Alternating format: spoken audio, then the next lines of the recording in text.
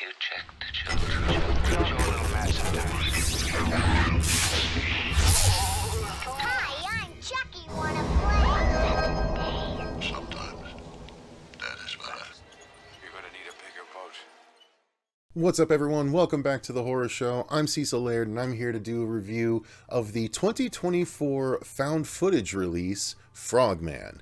Now, this is one that's a few months old at this point, maybe like 6 months, something like that. And I did watch it when it first came out. I was wanting to make a review of it at the time, but I just never got around to it. So while I was doing all the reviews for the movies coming out in October, one of the days I figured I could fill with a review of Frogman. So I went ahead and rewatched it, and I will say that I enjoy Frogman. I think it is definitely a good example of a found footage movie. There are definitely some things. It's kind of like a throwback found footage movie in that it does what found footage movies did so many times out of the gate when they were first becoming, a lot more popularized.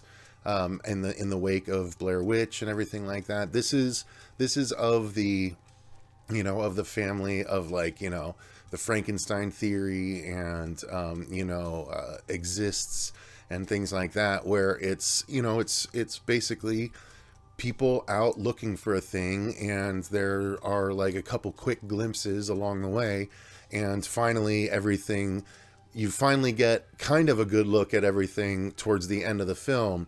A lot of times in found footage, it's like the very, very end of the film. But that's one of the nice things about Frogman. You actually get a little bit more regarding that than you normally do in a found footage movie of this ilk. Found footage movies have come a long way at this point, and they're done a lot of interesting ways. From the online kidnapping movies that we've seen a few times now that are told entirely through webcam and stuff like that.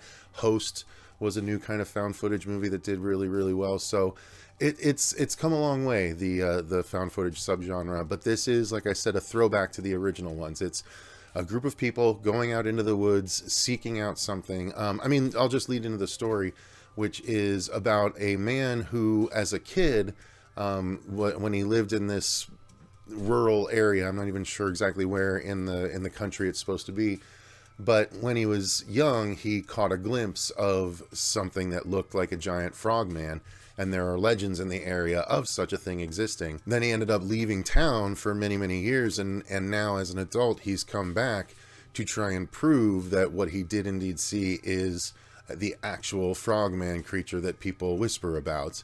When he shows up, though, Frogman has become a bit of an urban legend, like the Loch Ness Monster in Loch Ness in Scotland, and other legends like that, Bigfoot, where people capitalize on it. So people are trying to capitalize on this particular legend, and but this guy is adamant that he saw Frogman before it became a thing that people capitalized on in the town. And so he, along with two friends of his, end up going out and taking his old camcorder, because, I don't know, he thinks it's going to be good luck, and it's what captured Frogman the first time. And I think it's partially because apparently electronics get disrupted when Frogman is around, but because this particular camcorder is more analog, it's supposedly able to capture images of, or it should be able to see Frogman at least somewhat. And so, yeah, they go out and try and find, the Frogman, and they interview people along the way in the town, a la, again, like Blair Witch, where they interviewed people about the Blair Witch before going into the woods to find her. Same thing here with Frogman. And, at one point, the townsfolk try and kind of run them out because they've delved a little bit deeper than most tourists do, and they don't want them to meddle too much, and it turns out that there's sort of a deeper, sinister secret going on that the group of adults want to try and expose. And do or do they not run across an actual frogman, or is it something else entirely? I don't want to ruin it, but I will say that it is satisfying for one of these movies. The story, while a little bit slow, like I said, it progresses the way the found footage movies used to, so it takes a while before you get to any sort of kind of payoff. But once you get there, I feel like it is a satisfying payoff, and it's intriguing and it's interesting, and I wouldn't mind more Frogman movies in the future. So on the story front, I think it was successful, if basic. On the acting front, I think some characters are better than others. I think our lead is maybe the weakest of the trio that go out into the woods. The townsfolk are fine. I think they do a good enough job. But yeah, it's overall the acting is just kind of okay. When taken as an average. So, like I said, some are better than others, but they all do a good enough job that it doesn't really pull you out of the movie that much. So that's enjoyable enough. The obviously cinematography, it's found footage, so you have to be lenient for the way it's shot, but for a found footage movie, it doesn't make you sick, right? It's not like all over the place like some found footage movies have done in the past. It is competently shot as a found footage movie. Although there are some times where I wanted it to show a little bit more than it was showing, but that was probably more of a creative choice rather than the choice of the camera person, kind of thing. The sound design is what sells a lot of stuff here, and again, it's a found footage movie, so they have to design the sound as though it's sound captured on an old school camera. It doesn't necessarily, it's not going to be like a 7.1 surround sound sort of thing. That wouldn't really make sense. But, for how they have to design the sound, I think they did a good job. And I do like, Frog's rivets are not when you take a frog's rivet and you size it up and deepen it as if a monster is kind of doing it, it can be pretty unnerving. So I liked that as far as the sound design goes. Everything else is fine, as people are walking through the forest, they have to design that sound in post, and all of that is fine.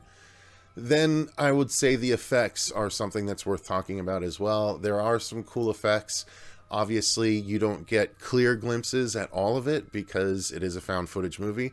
There's a few times where you get better looks than others, but even then, I wanted to see more. I wanted it to lock on to what they were showing us for longer than we actually got.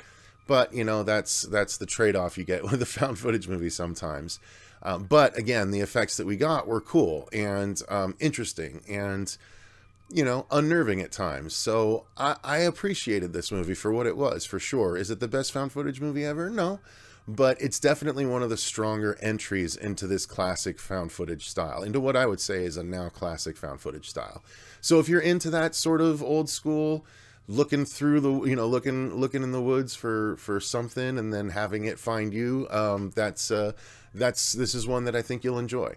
So give it a look. I think I watched it on Screambox, if I'm not mistaken, the Bloody Disgusting service. So check it out there. I think that's where the Terrifier movies are as well. So, feel free to watch them while you're watching that as well. But yeah, Frogman, worth your time. So thank you guys very much for watching. Thank you to all of our patrons for supporting the channel the way that you do. We greatly appreciate it. And until next time, I've been Cecil Laird, and remember, stay scared.